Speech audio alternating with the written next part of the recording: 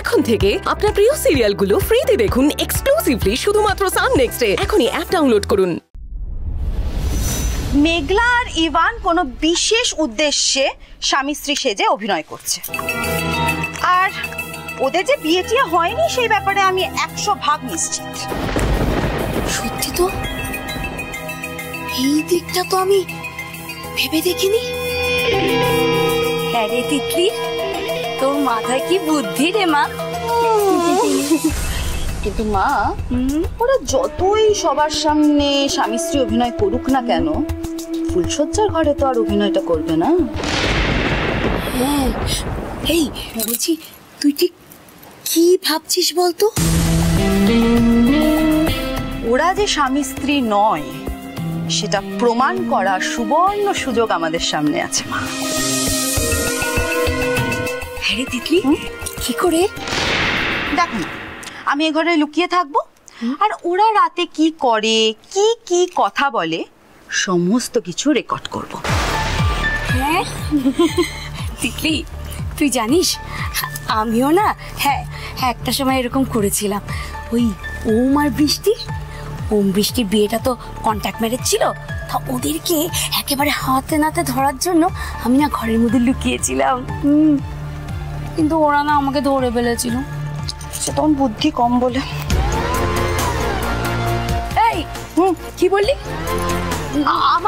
না না না, আমি সেরকম কিছু বলিনি। আমি আসলে বলছিলাম যে দেখো, তুমি তো ভালো মানুষ গোছের, তাই এইসব কাজ করা কি তোমাকে মানায় বলো? কিন্তু মা, আমি তো হেরে যাওয়ার পাত্রী নই।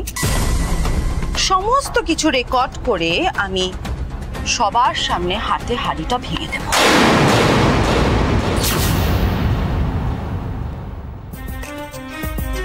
হে বাবা, ইভান, তোমাদের ঘরের জন্য জলের বোতলটাই তো আনতে আমি ভুলে গেলাম, রান্নাঘরে রেখেছিলাম। শোনো না, তুমি এগো, আমি জলের বোতল নিয়ে এক্ষুনি আসছি। হ্যাঁ, আসছি।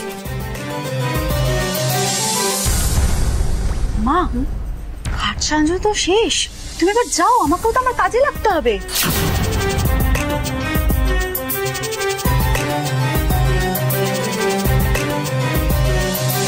কিন্তু তিতলি, তুই খুব সাবধানে সবকিছু করিস। মা, তুমি চিন্তা করো না, আমি সব সাবধানে করবো।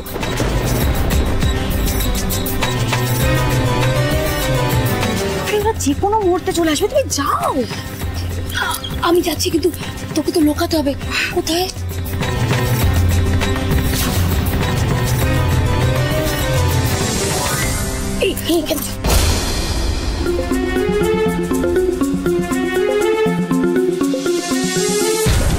ঘরের মধ্যে কারা কথা বলছে? উফ বাবা, আমি তো ভাবলাম এতক্ষণে ঘরটা অ্যাটলিস্ট ফাঁকা হয়েছে।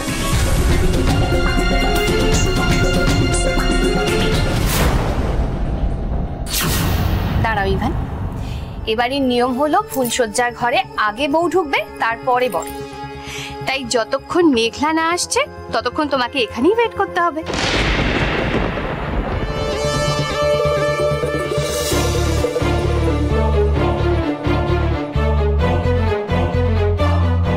কাকিমণি, আমি দেখছি যে সাঁতাল বাড়ির নিয়মগুলো ভারী অদ্ভুত।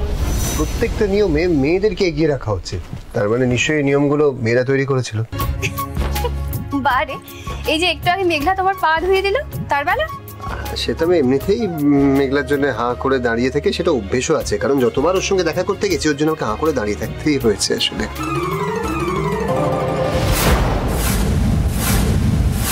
কি তোমরা এখানে দাঁড়িয়ে? আরে দেখো না, মেঘলা তো এখনো আসেনি, তাই আমি ইভানকে নিয়ে ভেতরেও যেতে পারছি না, এখানেই দাঁড়িয়ে দাঁড়িয়ে বেচারা ওয়েট করছে। কিন্তু পিসিমণি, তুমি এ ঘরে কি করছিলে? কি আর করবো, খাটটা ঠিক মতো সাজানো হয়েছিল কিনা সেটাই দেখতে এসেছিলাম। সবাই তো আগে ভাগে বেরিয়ে চলে গেল। এসে দেখি ফুলদানিতে গোলাপ ফুল নেই, খাটের ওপর গোলাপে পাপড়িগুলো ছড়ানো নেই, হয়তো ভুলে গিয়েছিল। আপনি এতক্ষণ ধরে ঘরের মধ্যে এইসব করছিলেন?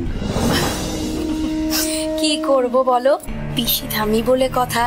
তোমার আজ ফুলসজ্জা, বারে আমার কিছু দায়িত্ব আছে না। আপনি তাই বলে একা একা এসব করলেন? একা ছাড়া দোকা পাবো কোথায় বলো? সবাই চলে গেল আর আমার মেয়েটা আমাকে একা ফেলে চলে গেল। আমি যে স্পষ্ট ঘরের মধ্যে কথার আওয়াজ শুনেছি, তবে কি পিসিমণি একা একা কথা বলছিলেন? না না না, ব্যাপারটা তো এতটা সহজ বলে মনে হচ্ছে না আমার। ওই তো মেঘলারা এসে গেছে। আমার তাই ধারণা। কি ব্যাপার বলো তো তোমাদের, এত দেরি হলো কি করে? আমি জানতাম তুমি নিশ্চয়ই এখানে অনেকক্ষণ অপেক্ষা করছো, জানতাম তখন থেকে, এই জন্য আমি এটাকে তাড়া দিয়ে যাচ্ছি জানো। একদম ঠিক বলেছে দিদিভাই, তো পঞ্চবার্ষিকী পরিকল্পনা করে বসেছিল। মনে হচ্ছিল আজ সারা রাত ধরে মুখে চন্দন ঘষবে। আমরা ঠিক সময়ে গিয়ে মেঘলাকে ওখান থেকে বের করে এনেছি। আরে এই বিধান শোন, তুই কিন্তু একদম বাজে কথা বলবি না, হ্যাঁ? আমার কিন্তু অনেকক্ষণ আগে চন্দন পরানো হয়ে গিয়েছিল, তোরাই তো ওকে মধ্যমণি করে ইয়ার্কি মারছিলি। এখন আমার দোষ হয়ে গেল, আমি দেবো একটা কর্তা দেবো? দেরি হয়েছে বেশ হয়েছে, দাদা ভাই না হয় বৌমনির জন্য একটু ওয়েট করেছে। আরে দুপুরবেলা বলছিল না ফুলসজ্জা না হলেও কোনো ব্যাপার না, এটা হচ্ছে ওটারই শাস্তি। কিন্তু সৃজা দিদি, দাদা ভাইকে শাস্তি দিতে গিয়ে তো তোমরা বৌমনিকে বাইরে দাঁড় করে রেখেছো। হ্যাঁ হ্যাঁ একদম ঠিক। শোন, অনেক রাত হয়ে গেছে, ওদের ঘরে ঢুকিয়ে দিয়ে তোরা চলে আয়, আমি যাচ্ছি। আমিও ঘরে যাই এবার। এই সৃজা, এই ধর তো এটা, বোতলটা নিয়ে যাবি ভেতরে। আমি এলাম, হ্যাঁ আসছি আমি। চলো চলো চলো চলো।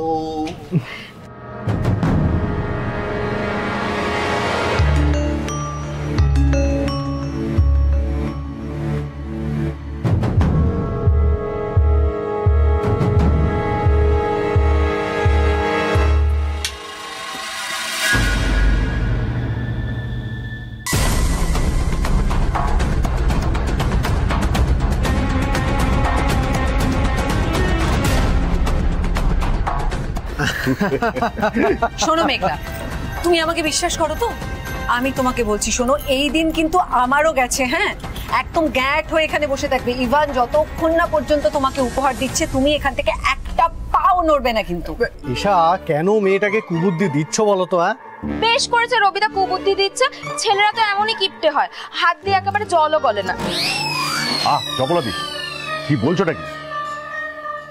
না তাই বলে তুমি ইভানকে কিপটে বলবে?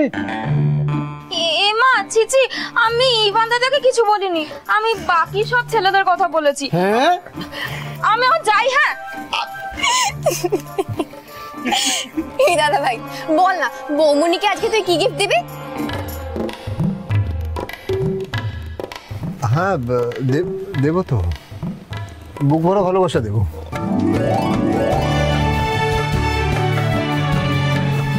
এইটা কিন্তু একদম ঠিক বলেছো ইভান।